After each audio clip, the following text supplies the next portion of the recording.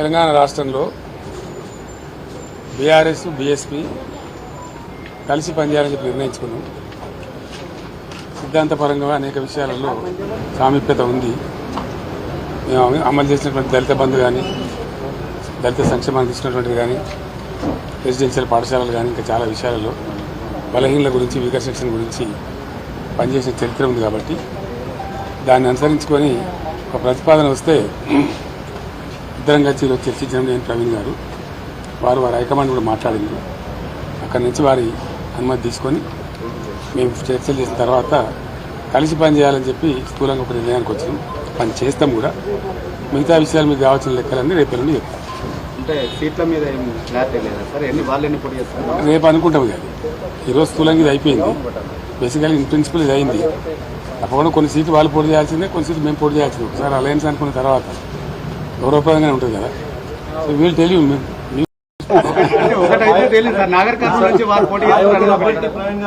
పెద్దపల్లి నుంచి చేద్దా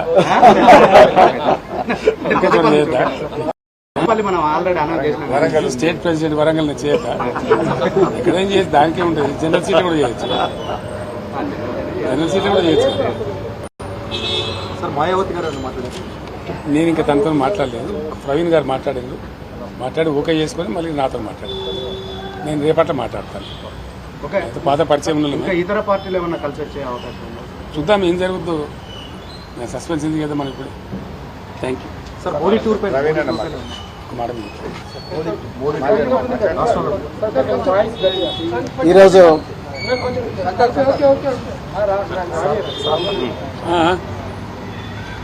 ఈరోజు తెలంగాణ మాజీ ముఖ్యమంత్రి శ్రీ పెద్దలు గౌరవనీయులు శ్రీ కేసీఆర్ గారిని కలిసినందుకు చాలా ఆనందంగా ఉంది.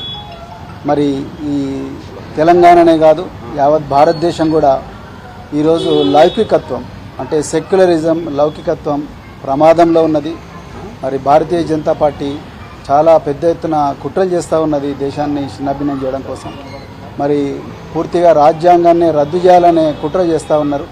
సో ఆ పరిస్థితుల్లో మరి సెక్యులర్ పార్టీ అయినా, మరి సెక్యులర్ భావాలు కలిగి సెక్యులరిజాన్ని నిరంతరం కాపాడిన మరి భారతీయ రాష్ట్ర సమితి వారు మరి నేను బైంజీ మాయావతి గారి ఆశీస్సులతోని మరి వారిని కూడా కలవడం జరిగింది. సో ఈ తెలంగాణలో ఈ రాజ్యాంగానికి ప్రమాదం ఏదైతుందో, లౌకికత్వానికి ఏదైతే ప్రమాదం ఉందో, ఈ బీజేపీ నుంచి తర్వాత మరి ఈ మధ్యనే కాంగ్రెస్ కూడా మరి బీజేపీ లాగానే మారుతూ ఉన్నది. ఈ రెండు పార్టీల నుంచి ముప్పు నుండి మరి తెలంగాణను కాపాడడం కోసం మరి మేము అంటే బహుజన్ సమాజ్ పార్టీ మరి భారతీయ రాష్ట్ర సమితితో కలిపి మరి పార్లమెంట్ ఎలక్షన్లలో కలిసి పనిచేయాలని ఇప్పుడే మరి పెద్దలు గౌరవనీయులు కేసీఆర్ గారి దగ్గర మరి మాట్లాడడం జరిగింది.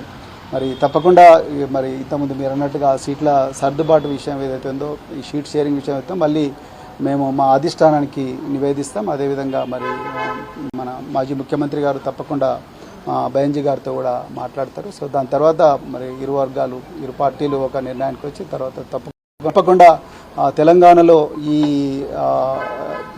స్నేహం అనేది తప్పకుండా తెలంగాణ ప్రజల జీవితాలను మారుస్తుంది. తెలంగాణ ప్రజల విలువలను ఏదైతే గంగా జమున తహజీబ్ అని అంటున్నామో ఆ విలువలను, ఆ సంస్కృతిని తప్పకుండా కాపాడుతుంది. బహుజన వర్గాలందరి జీవితాలు బాగుపడతాయి. ఇలా నిరుద్యోగులు సంతోషంగా లేరు.